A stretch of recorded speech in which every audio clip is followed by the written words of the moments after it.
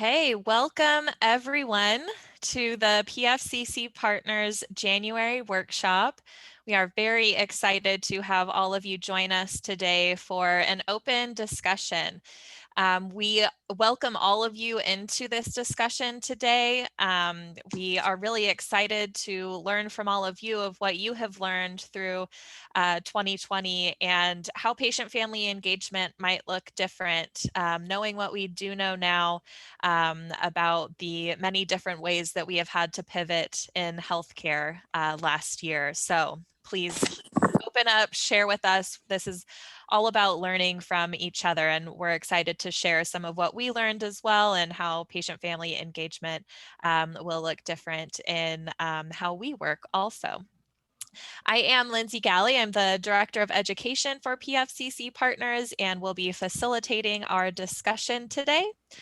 Before I pass it over to Libby Hoy, who is founder and CEO of PFCC Partners, I wanted to first share tips on Zoom that you probably don't need because we've been Zooming for quite a long time now, I think.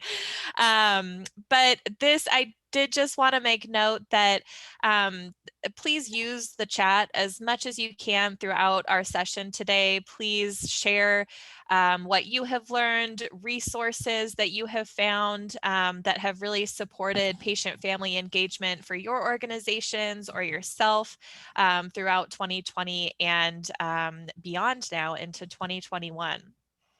During our open discussion, if you would like to come off mute to share as well, you can use the raise hand button. You should be able to find that by clicking on participants, and then there should be a little blue raised hand or a button that says raise hand, and you can click that and we'll be able to see who wants to come off mute to share. But I'm also going to use this time to ask Laura to pull up a quick poll. We just want to see who is with us today. So Laura, there should be a poll in there that says roll. Yes, thank you. So if you just take a minute to jot down what is your role in healthcare, and if it's not listed on here, you can go ahead and put that in the chat. And I know a lot of you have already introduced yourself in the chat as well. I haven't had a chance to look through there. So please, if it's not listed, put it in the chat. I will also mention as you are completing this poll that we will be sharing out the chat. We are also recording this session as well. So if you aren't able to jot down all of the resources or save everything today, we will be sharing those out afterwards. All right. And Laura, if we have a good amount of responses, if you could just share those with everybody.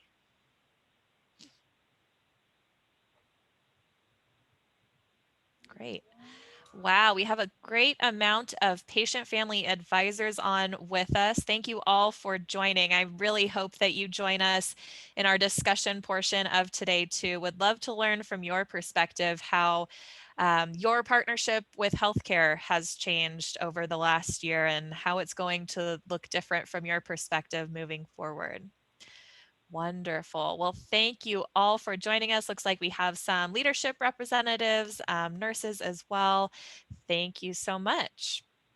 All right. With that, I would like to pass it over to Libby Hoy, founder and CEO of PFCC Partners, who will give you some more information about us and our organization, what we've learned in 2020, and what 2021 is going to look like.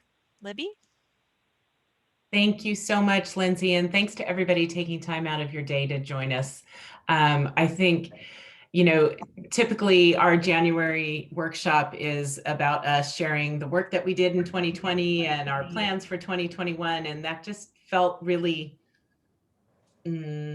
stiff.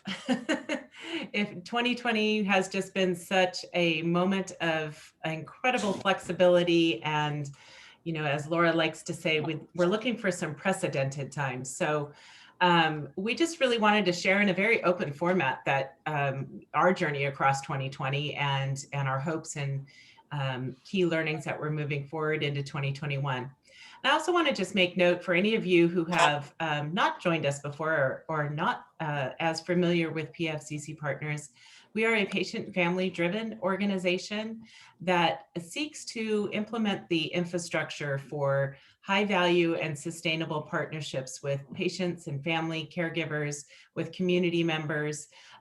We really just believe that people with lived experience in the health system have critical insights as we co-design a health system that works for all of us, patients and families, clinicians, and the administrators who run our healthcare organizations.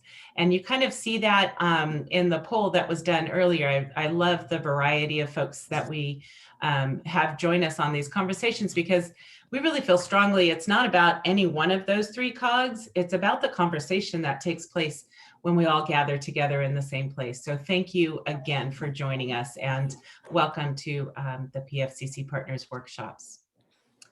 So on the next slide, one of the things that is a little bit unique for our organization, because myself and our entire staff still serve in the role of patient and family advisor. Really this, I guess I should back up and say this organization was started 10 years ago based on my family's lived experience of raising 3 sons living with mitochondrial dysfunction and my own journey with cancer.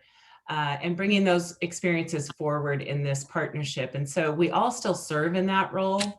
And really we see ourselves as, I often describe myself as a giant Lego, sort of bringing those two together, right? All of us with what we refer to as patient and family advisors, or those of us using our lived experience to inform the healthcare system, and then partnering with our healthcare systems, our large academic medical centers, our rural health centers, our federal quality improvement programs, our measure developers, really anybody who will listen to us,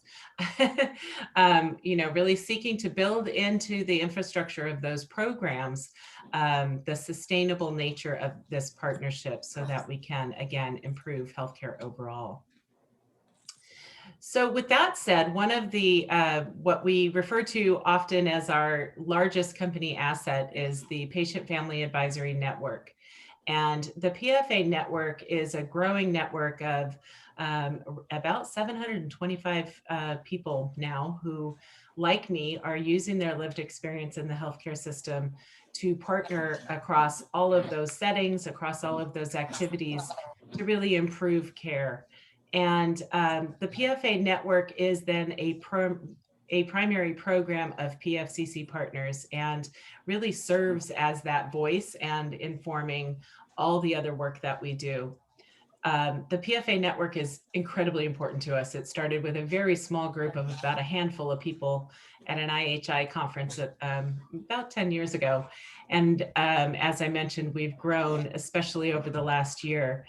The purpose is threefold. One is to just create a sense of community. The more that patient and family engagement and patient family centered care and patient experience work was moving forward in partnership, the more we realized we as a community of partners really needed to have a space together and kind of figure some things out, come to some consensus understandings, and so that sense of community is really important. The second purpose is a skills exchange, and why do we call it skills exchange and not trainings? Pardon me, my dog just sneezed. We call it skills exchange and not trainings because these are interactive programs. Lindsay works really hard on some core curriculums that are based on, evidence-based trainings, and then really it seeks to put those into everyday, tangible kind of language. Until Tara Bristol Rouse, I don't know if she's on today, but until she described variation using cheeseburgers, I never understood it.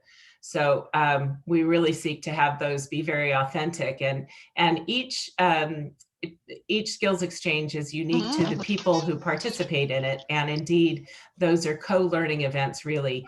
And so that's hence not the idea that we have the answers we're providing people, but rather when we convene people around certain concepts, we learn a whole lot. So And then finally, engagement activities and really serving that Lego mechanism and connecting PFA network members to either state-based, regional, or national engagement opportunities. So just wanted to clarify, because I know sometimes it's confusing. Are we PFCC partners? Are we the PFA network? We're both. All right. So you guys, many of you, I think, have seen this. I'm looking at Kelly Goodson. I know you've seen this. Are very oversimplified definitions. And so we feel it's important for us to always level set the way that we're looking at these terms, so that as we're having a conversation today, we're kind of approaching it from the same space. So we look at person family centered care as the culture of care, or the noun. And if that's the case, then patient family engagement is the verb or the strategy which we can apply to any improvement, any project, so that we are producing together and co-creating that person family centered care culture. If you think about patient family engagement as a strategy, then you can apply it to anything you're doing, whether you're trying to improve your HCAP scores, whether you're trying to respond to a pandemic, or improve safety or quality of care. So it really is that interaction and that engagement of your patient and family perspective that informs your work and your design going forward. So I have to say those definitions were certainly challenged over 2020, and we really had to think about expanding even our oversimplified definitions. So I think on the next slide, we looked at a timeline. It seems incredible. 2020 seemed like 20 years, as well as it kind of went quickly. So we started actually a year ago yesterday. We were all in Washington, D.C. in a room together, having the Patient Family Advisory Summit on measure development, and really trying to figure out how we effectively get involved in the development of quality measures. And that was January 28th. And then COVID hit. And for our organization, our first response was to our PFA network, and really being concerned about some of our advisors from rural communities or older communities where there was potential for some real isolation. And so on the network side, we stood up the coffee chats really quickly on Friday mornings so that everybody had somewhere to go. It was an incredibly stressful, tense point in time, and we just wanted to make sure that anyone who needed it had a place to convene. And so as those progressed from a support sort of mechanism and a peer support entity, they really served for the entire year as a glimpse into across the country how the pandemic was being experienced. Oh, wow. And so that those coffee chats continue and have just served a wonderful purpose for us in terms of our understanding, but also for our network members. In terms of our healthcare partners, we really just sought to help to connect to how messaging was going out, how we were helping the communities to understand the critical nature of masks and social distancing. We did some work early on as we switched to the virtual visits and telehealth response so quickly to really find out from our advisory network, how's that being experienced out there? Where are the trouble spots, and how can we bring that back to our healthcare partners? And so a lot of work around that through the spring. And then, of course, we had the civil unrest in the end of May and into June. And that was a moment of great pause for us as an organization. Inclusion has always been a founding principle of ours. But upon further inspection, we really had to think about what does that mean and how are we putting that into action? And in fact, when we looked at that, we realized we really weren't putting it into action very well, or certainly not as well as we needed to be. And so we set about learning and listening first. We diversified our advisory boards, both at the PFA network and the PFCC partners boards. We sought to bring DEI into all of our contracts and efforts. And we had this amazing group of those photos you see there, this amazing group that partnered with us to start our DEI work group. This group, if you haven't had a chance to look at our website and see the environmental scan that this group pulled together, I also recommend, if you haven't had a chance to listen to the Brave Space conversation that this group produced. But we're just getting started. We really are. And now that our trust has been built over time, our knowledge as an internal organization, our internal organizational knowledge has increased. And it's just been such a profound journey for us that we feel very graced by these leaders for taking us along. All of the information is there. As I said, we are at the beginning of this journey. It's been the better part of, 6-8 months now. And now I see where we're at the beginning.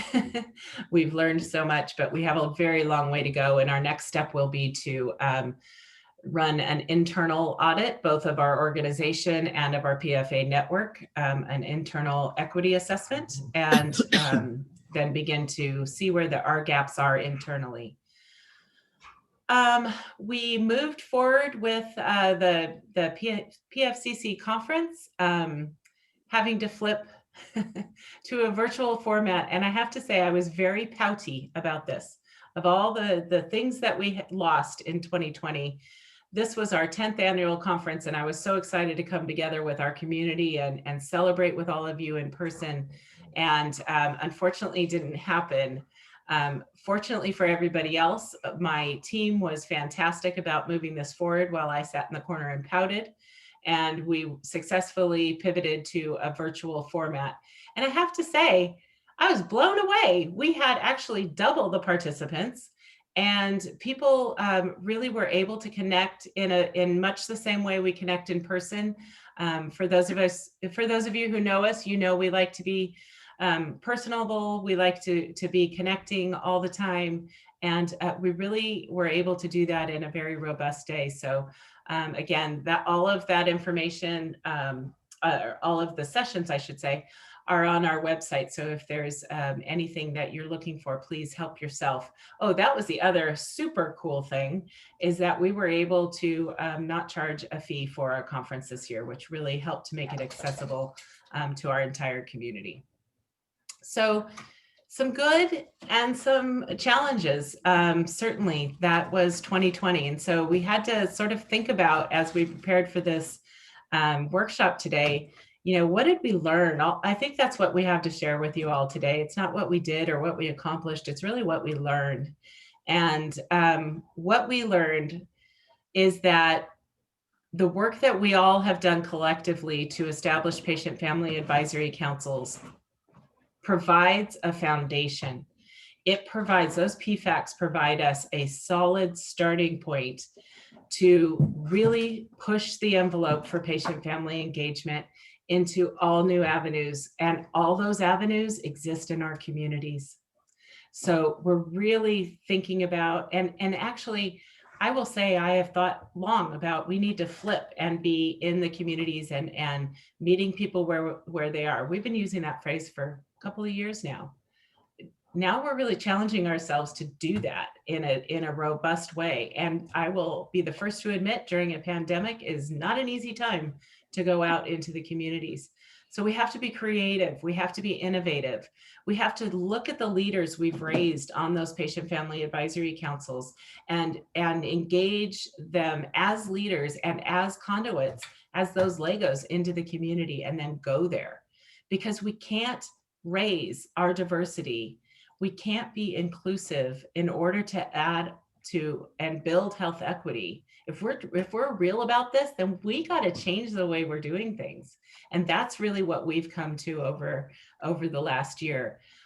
Diversity and inclusion is the only way to get to health equity, right?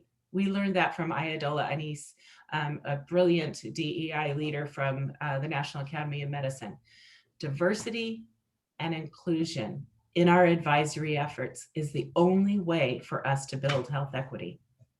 As much as I want to, I can't. I can't accurately and appropriately represent someone from a community of color with a different lived experience than I have. And I have to own my limitations in that place.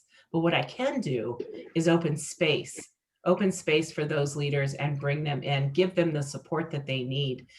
Give them, we're not even building the table and inviting people to the table. We are here to bring the wood, the hammer, the nails, and the labor and be on this path together.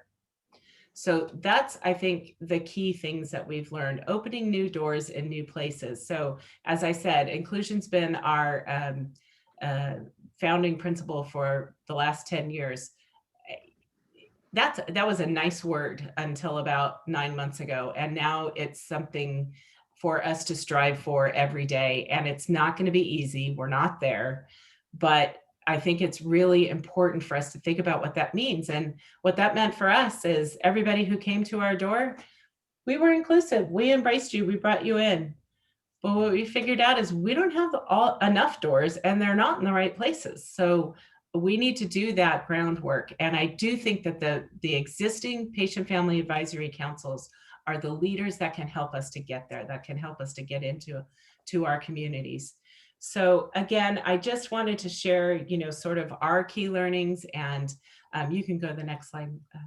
Or I don't know who's running it. Sorry. Oh, Lindsay, thanks. And really think about what a person family-centered health system looks like. What does that noun, that culture of care really look like? I think we still, as a patient-driven organization, have some work to do to move from a health-centric model into the community-based model. And I'm hearing more and more of this as I listen to webinars. I just got off one in LA County where the payers are talking about the intersection of social determinants and community-based programs with the health systems and building those pathways. And so, yes, that's what we have to do. We have to go out into the community outside our health system to bring health to the community. And here's the really cool thing. I don't know anyone living today in America or potentially internationally that is not thinking of their health and well-being on a daily basis, right? We have this incredible opportunity in a pandemic where everyone in the country is going to need to make a decision about whether they get a vaccine or not, right? The engagement is high. Now is our moment. And we really need to create the partnerships, create the pathways, and move a person family centered health system into our communities. So that's what we're excited about over here at PFCC Partners. And one of you guys, again, those of you who know us know we're very serious about our work, but take a fun tack to it. And so our new approach is called the funfetti approach. Anybody like a good funfetti cake? Okay, well, I do. And so the funfetti approach. I need to be on record. Sorry. Yes, I love funfetti cakes. Thanks, Mike. I'm glad you spoke up. Absolutely. And what is the funfetti approach? I have to give all credit to Stephen Hoy, our Chief Operating Officer, came up with the funfetti approach and actually successfully had it proposed and integrated into a federal partnering contract. But the funfetti approach is really patient-family engagement baked in from the start into all of our quality improvement processes, into all of our patient safety programs, into our research, into our measure development, across the health spectrum.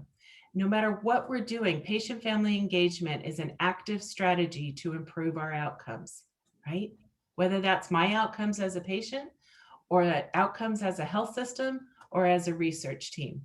So I think this funfetti approach, you know what I was thinking about last night, because I do all my best thinking at 2 a.m. I was thinking, if you've ever made a funfetti cake, the little pieces that are all different colors, all different flavors, right? they all kind of melt a little bit and they all tinge the cake around it. And I think that is a really great analogy for the influence that your patients and families can have on your organization. And once it's all baked in, once we're all working together, then we can put the frosting on the top. Then we can slice it and share it with the health system down the road, or anyone else who needs to engage with their patients and families. So the Funfetti approach is our approach moving forward. And I would love to understand how this resonates with you all, and also what are you doing differently in 2021 to move this common goal we all have, to move a person and family centered health system forward. So with that, I think, toss it back to Lindsay to facilitate conversation. We've got the chat box going. Raise your hand. Go, Lindsay. Yeah, thanks, Libby, for that background and kind of looking forward to, which is what now this open discussion is all about. This is the interactive portion of our session today. So I really invite all of you into this discussion to brainstorm your ideas, share what you have learned, and let's just talk about how does patient-family engagement look different in 2021? What has changed since everything that we have been through and learned in 2020? So I have a few people on standby while everyone is kind of getting their juices flowing of what they would like to share and contribute to our conversation. First, I would like to bring in Naomi Williams to the discussion. Naomi is one of the co-chairs of the Diversity, Equity, and Inclusion work group for the PFA network. And Naomi, through what you've learned through the DEI work group, and in your role and the incredible mother that you are, I'm really curious from your perspective, how do you see changes for patient-family engagement taking place in this new year? Oh, that's a loaded question, Lindsay. I know it's a big one. Well, thank you for the opportunity. I see it as it's a great opportunity to do things differently, to try something new, and not go with the status quo, because nothing was status quo for 2020 and the same for 2021, it appears. Yeah, right. But to try something, to try new things, I think eyes were really opened, to where we can't turn a blind eye to the disparities of communities. So how do we truly engage all of our patients and families that we serve, or at least representation, and knowing that one person is not going to be able to speak for an entire group, even though they're a part of that community. And so, and not asking people to come to our table, but how about we go to theirs, right? Why don't we get out of our comfort zone? And that's what we have to do. We have to be willing to get uncomfortable, to really see how we can make a difference, how we can make healthcare accessible for everyone. How do we look at our policies and our procedures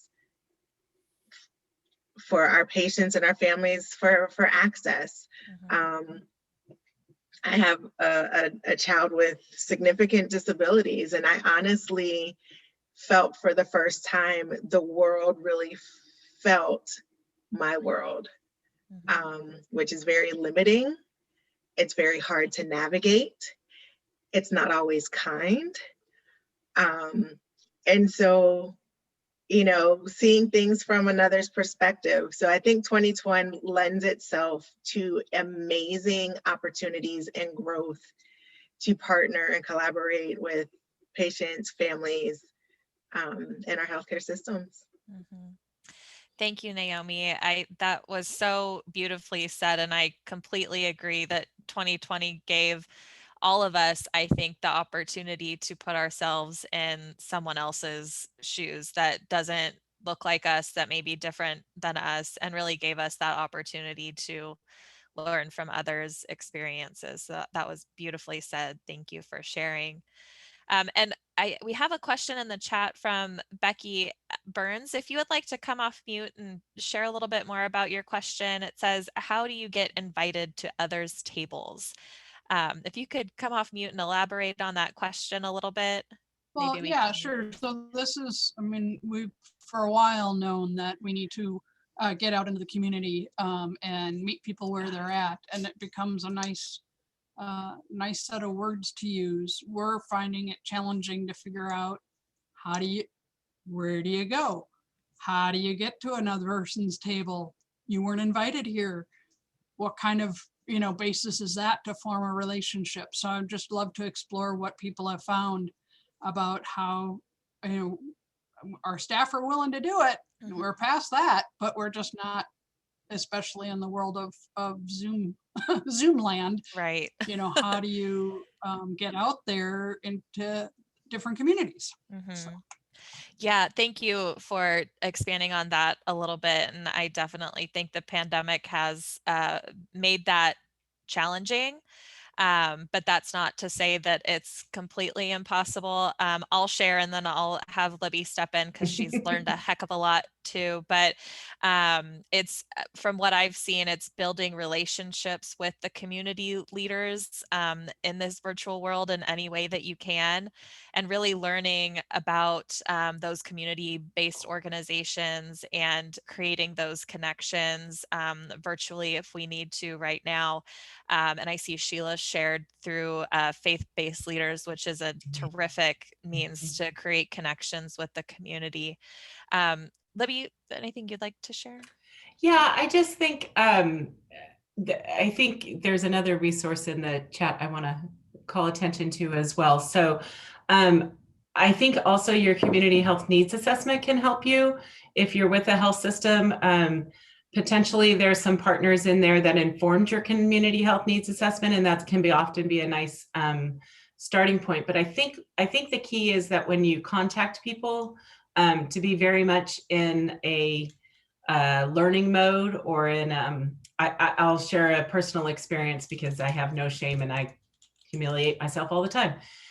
I go back and read the statement that I made about equity right after George Floyd's murder, and I cringe.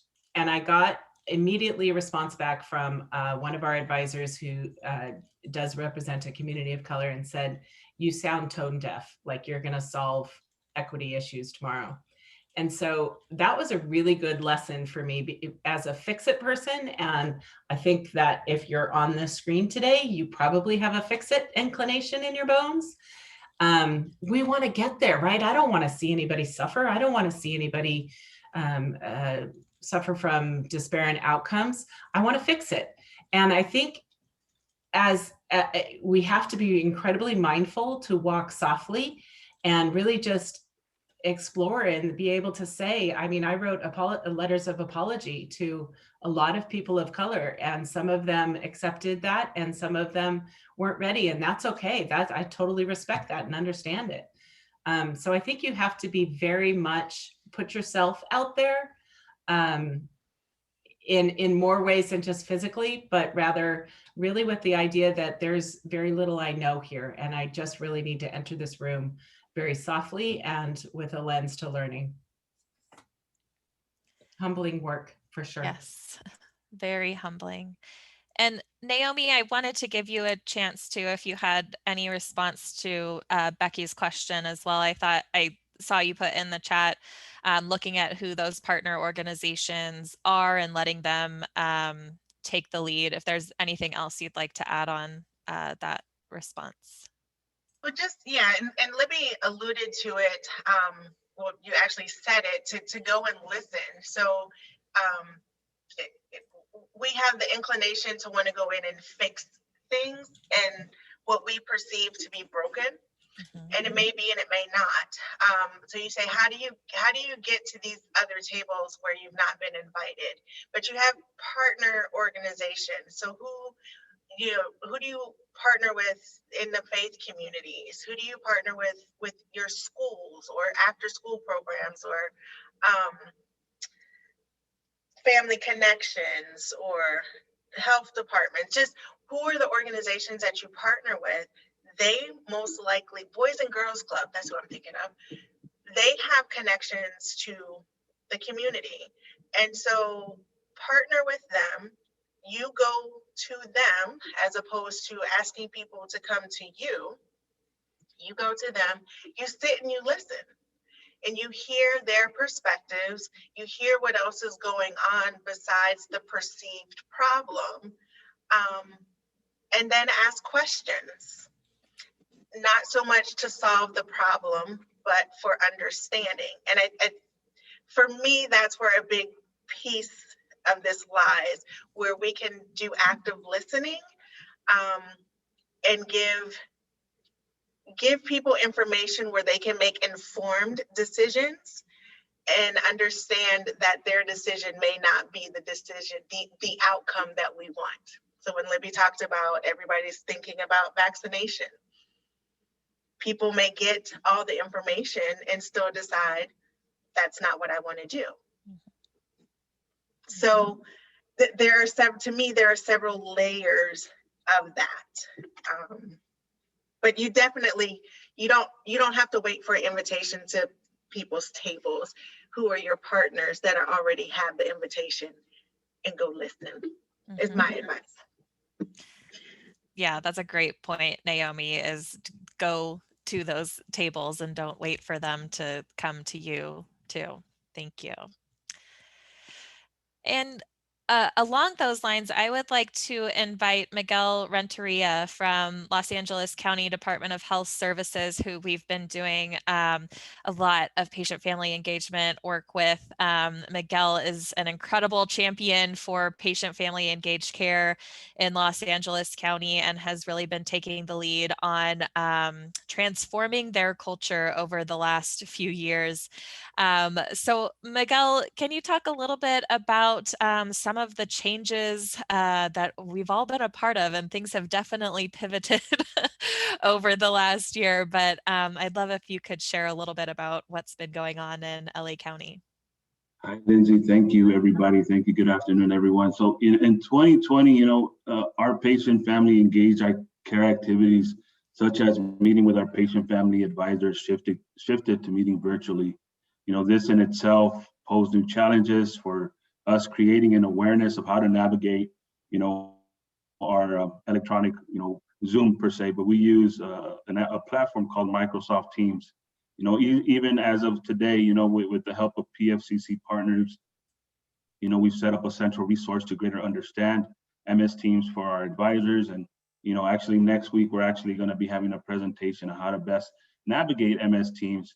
And it is open for all of our advisors and PFAC facilitators to attend. Throughout 2020 and even now in 2021, we have an urgent need to engage the underrepresented patients and families. With that need in front of mind, we stood up our Patient Family Partnership Hub last month in December. We think of our hub as a virtual platform open to all our patients to participate in improvement opportunities across our system. The vision for our hub is to be a resource to our LA County DHS services by inviting all patients and family caregivers, with the focus of those currently underrepresented in the patient family advisory efforts, to partner with us and our leadership teams and our improvement teams, to provide greater care for all. Even this past week on Monday in our second hub meeting, we had a focused conversation on COVID-19 vaccine confidence, right? We learned a lot of rich insight from our hub members on how to better support them with accurate information and strengthening our communications. Every day we're learning and applying what we learned to make our services better. And in 2021, we're looking to further strengthen the hub and really, try to, engage our patients the best way we can. And like the theme is here, or the sentiment is really trying to get to them where they're at and provide that service to them. Yeah, absolutely. Thank you so much, Miguel. And I just wanted to touch on our meeting on Monday with a few of the Patient Family Partnership Hub members. We also had some leadership join that meeting as well to hear directly from the patients, the family caregivers, the community leaders about their questions, their concerns, what they're hearing from their community about the COVID-19 vaccine. And it was really eye-opening for me. We've been doing a lot of research about the COVID-19 vaccine and the questions that there are out there and the challenges, the misconceptions about it. But it was really interesting to hear it directly from the patient family partners. And what we found was that these individuals in themselves, they're really the community leaders. We had one partner named Joy, and she's an African-American woman in Los Angeles County and received her 2 doses of the COVID-19 vaccine, but she had family members who had concerns, had read about all of those misconceptions, but she was able to find the information that helped her make that decision to get the vaccine and share that factual information with her family. So that's been a really interesting kind of light bulb that I think has gone off for all of us, is connecting with community leaders to improve vaccine confidence throughout our country. And if you're a hospital or health system and haven't talked to your patients or families about the COVID-19 vaccine, I would definitely recommend doing that if you have the opportunity. It's very eye-opening and can support your vaccine rollouts as well. Thanks, Miguel. You're welcome. Thank you. And Connie, I know you had your hand raised. Wanted to invite you into the discussion. Yes, this is Connie Montgomery, PFA from Medical University of South Carolina. I just want to thank you guys for this program today. It's wonderful. I just wanted to add, whenever we are exploring new people with new ideas, even different than us, from different backgrounds, different belief system, just to go forward with compassion on our hearts and our minds so that we can really intensely listen to what they have to share and feel comfortable enough to ask the questions, even in uncomfortable situations. Thank you. Thank you, Connie. Absolutely. That compassion is what we all need in these times. And hopefully we're planning on bringing you and your incredible experience with compassion to our larger community as well. So more to come on that. Thank you. Thank you, Connie. All right, so we've got some great conversation going on in the chat. Would anyone like to come off mute and share any key learnings or what your plans for patient-family engagement in 2021 look like and how they might be different than the last few years?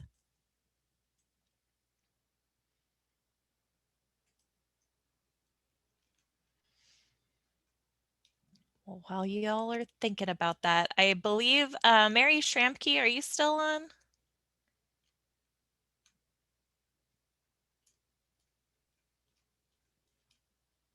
Kelly, am. did you? Oh, I am sorry. Oh, hi, Mary. No worries. I was looking at some of what you were sharing in the chat and just wanted to bring you into the conversation as well. I also wanted to learn, because I know you're a patient family advisor at Sutter Health here in Northern California, although you are luckily in the beautiful state of Hawaii. But I wanted to learn how things have been going at Sutter Health, and for you too in your patient family advisor role nationally as well, and what your ideas for 2021 are and how that's going to look different. Thanks, Liz. I think that for me, it's probably been similar for other folks, that I've been able to I've been able to participate more because I've, more covers most of Northern California. So it's been an opportunity to be more inclusive. We've gotten more patient family advisors on different teams because they've been able to participate through Zoom and Skype, things like that. I would say there's been more listening, and that was the reason why I brought that up. And I also wanted to shout out to Joanne and Mark Marabella, who posted the Oscar Tromboli link. And I think that if you do a quick check on that website, there are some watch outs for what not to do when you think you're listening. I think that's one of the things that I'm like Libby was talking about, I'm a fix it kind of person. So, and I'm also a scientist by original training. So I think the thing that I've see a lot more of is people listening about why people are doing the things they're doing for their health or not doing. And also some of their the different tools that we have besides vaccines to help prevent the spread of COVID. But Mark and Joanne are part of my effort to listen and learn.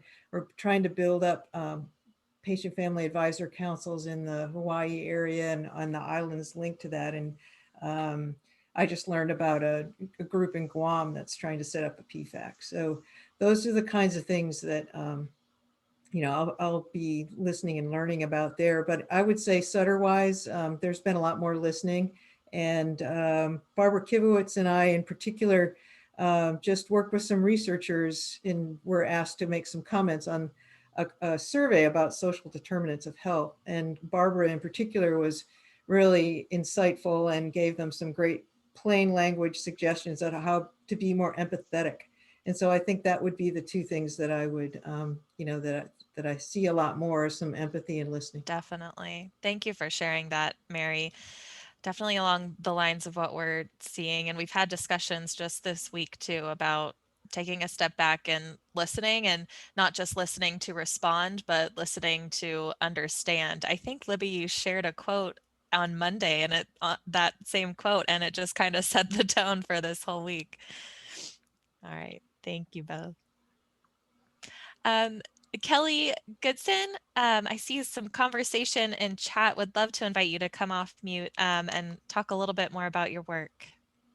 Sure, and I'll be quick because we're going to be publishing a report with all this information in mid to late February. But we've been connecting with patients and families all year through surveys and some focus groups. And we recently just had 4 focus groups. And we talked about vaccines, in particular, and testing and the future of healthcare and whatnot. And it was really, really interesting. We had a nice diverse group of patient family advisors. And, with the vaccines, there's a lot of mistrust and hesitancy, especially in minority communities, but even with people who say that they're going to get the vaccine, it's a scary prospect. People feel like there's just not enough information out there, especially for their specific health condition. And, there's just a lot of concerns out there. One of the key concerns too is the setting as to where they're going to get vaccinated. People do not want to go to CVS and Walgreens to get this vaccination. And, if that's how we're planning on distributing this, I think we're in for a rude awakening. They want to go to their doctor's office. Yeah. That's really interesting. I definitely understand that, but we'll look forward to hearing or seeing the report and learning a lot more about this. How insightful. Looking forward to that. And thank you, Kelly. If I could just do a quick shout out. Kelly is at Vizient and is doing a series of quick stand-up sprint surveys. What do you call them? We call them pulse surveys. Pulse surveys. And you may have seen us share those with the PFA network members. We've shared those broadly. These reports that they're standing up are so timely and so relevant. And I know that we have to do a better job of sharing the reports back to the PFA network for those of you who have participated. So stick with us. I just wanted to make that connection for all of you who have been participating in those surveys. Great. Thanks, Libby, and thanks, Kelly. Bill Adams, I think your hand is up. Would love to hear what I know you're doing a lot of work in policy, and would love to invite you to share some of that work. Oh, well, that wasn't what I was planning to say. Or anything else you'd like to share, Bill.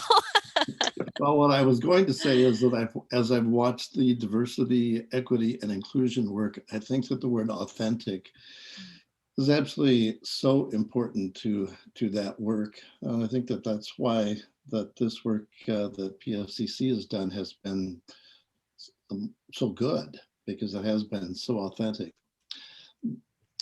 Overall, I'd say what I've learned from this year of the pandemic is how fragile patient and family engagement is. My personal experience, I've seen most patient advisory councils work be suspended. The ones that have gone online, people I've talked to, their involvement has been somewhat diminished. The other thing that I think that I've really come to realize during this is how important the patient voice is, because as patients and families have been excluded, sometimes necessarily and sometimes unnecessarily, from being able to accompany their loved ones or visit their loved ones, that it's really only the patient and the family members who can raise their voice and say, hey, it's really important for me to have this person with me, or it's really important to be able to visit my loved ones. So I think that it's even more important in these times that the patient and the family voice not be silenced, but that we all come together and speak. Mm-hmm. Thank you for that, Bill. And absolutely, that's a huge conversation, is the family presence within hospitals and how limiting that has been. I wanted to see, along those lines, I saw a chat from Carmen Hernandez earlier about their lessons learned about the importance of effective collaboration and communications between teams to reduce suffering for patients and families when addressing visitor restriction guidelines. So Carmen, I wanted to see if you could come off mute and maybe share a little bit more about what you learned there. Sure. Yeah, so I'm Carmen. I am the manager for hospitality services at UCLA hospital over at in Los Angeles, Ronald Reagan Hospital. And so, yeah, what I've learned in 2020 is that there were so many challenges, especially when addressing restrictions with our families and patients and visitors, and addressing that in a way that was patient family centered. So what I learned is that effective communication between leadership and not only from the executive side, but also from nursing leadership and everywhere else. So as I managed the various information desks, it was just a constant reminder about being patient family center and how to address the different, the different types of visitations and the restrictions, and what in a way that was in a patient family center approach. Wonderful. I love to hear that, because that's really what we need. And I love how you're talking about that too, the focus on how to do this in a patient family centered way, because I can only imagine, incredibly hard. That's correct, especially when it came to, changing the wording around, you're not a visitor not being authorized, or a visitor not being approved, and changing that into a more patient family centered wording. Wow. Yeah. Even the smallest things, you wouldn't really think of. Thank you for sharing. Thank you. Lindsay, there's another comment in the box that I'm so intrigued by. Marcy Romero was able to develop a PFAC during 2020. So Marcy, I'm going to put you on the spot if you don't mind sharing. I'm so curious. Was that in the works before the pandemic hit? So it right when the pandemic hit. So we were actually set to, we have an ambulatory PFAC, and it was pretty small and not a lot of people knew about it. But it had been going for quite some time. And I was actually set to go to the conference, the Patient Safety Movement Foundation conference in February. And we had brought in H2PI consultants, Armando and Marty, and they were set to do a site visit in February. And so, of course, both were canceled, and we were moved virtual. And I heard so many of you say, you know, the first reaction, I think, of so many of us was to pause.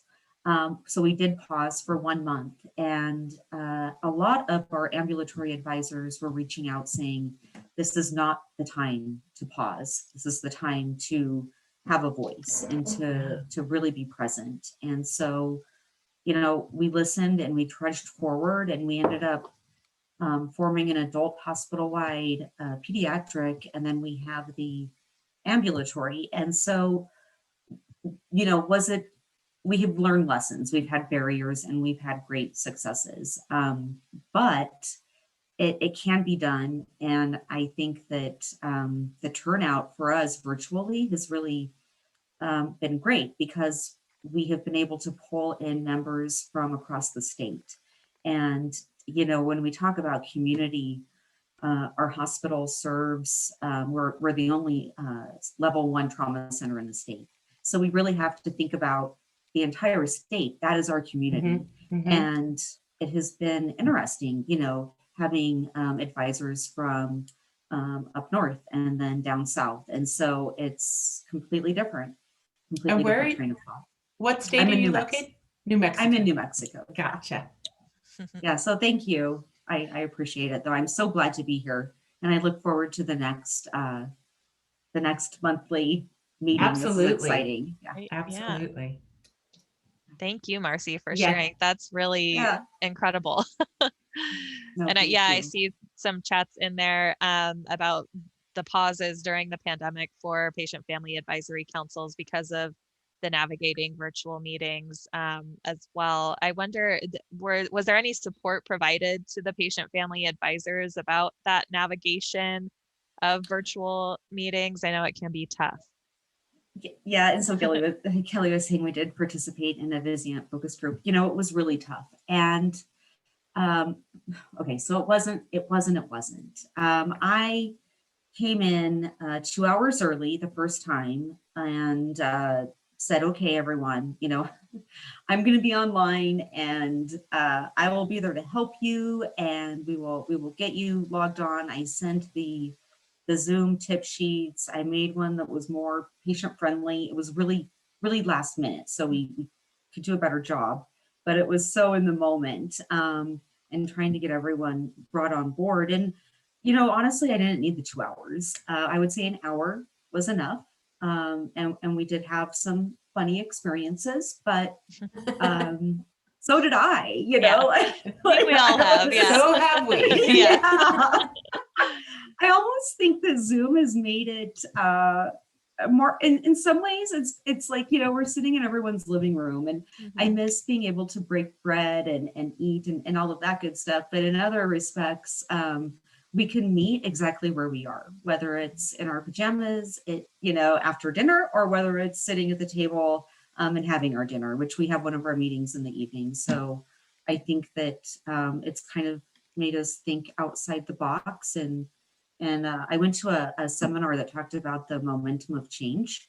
And I have really thought about that a lot. And I think that COVID has brought that on. You know, first is all. Like, are we going to go with the momentum of change, or are we going to push against it? Exactly. So, yeah. We'll keep going. Thank you. Appreciate it. Yes. Do my best. Yeah. Yes. Well, thanks for sharing, Marcy. I do realize we are at 1 o'clock, and I do realize we could also talk about patient family engagement for the next few hours, but I don't want to keep everybody. We do just have, before we go, a few upcoming opportunities. And Libby, would you like to talk about the Cynosure Patient Family Partnership Council? Yes. So we are working with the Cynosure Hospital Quality Improvement Innovation Collaborative. We have a great opportunity to implement the Funfetti approach across this 11-state hospital collaborative. So we are actually accepting applications for a patient family partnership council to serve as a leadership entity for the larger hub community that we'll be building across these 11 states. So if you have a patient family advisor who might be interested in applying, or you are a patient family advisor who is interested in applying, the 11 states are located on the, or defined on the application itself, but we would welcome those applications. Please disregard the due date. We have extended it. Yes. Thank you, Libby. And Laura put the application in the chat, so you can get that there. And then finally, I wanted to let everybody know about our next workshop in February, on Friday, February 26th, same time, same place. We are thrilled to invite Diana Handel, who is an executive coach and leadership consultant, former hospital CEO as well. She's going to be talking about the impact of traumatic stress on individuals and the culture of an organization. We'll be sending out more information on the topic, and of course the link to register. Laura has also put that link in the chat. So hope to see everyone again next month, if not before then, on Zoom or in emails, wherever you can find us. But thank you so much for taking the time to spend your Friday afternoon with us to talk about patient-family engagement. This is what we love to do. So thank you. I'll let Libby take us out. Just, yes, gratitude for all the work that all of you are doing. Please stay safe, take good care of yourselves and your families, and we look forward to continuing the conversation. Thanks, everybody.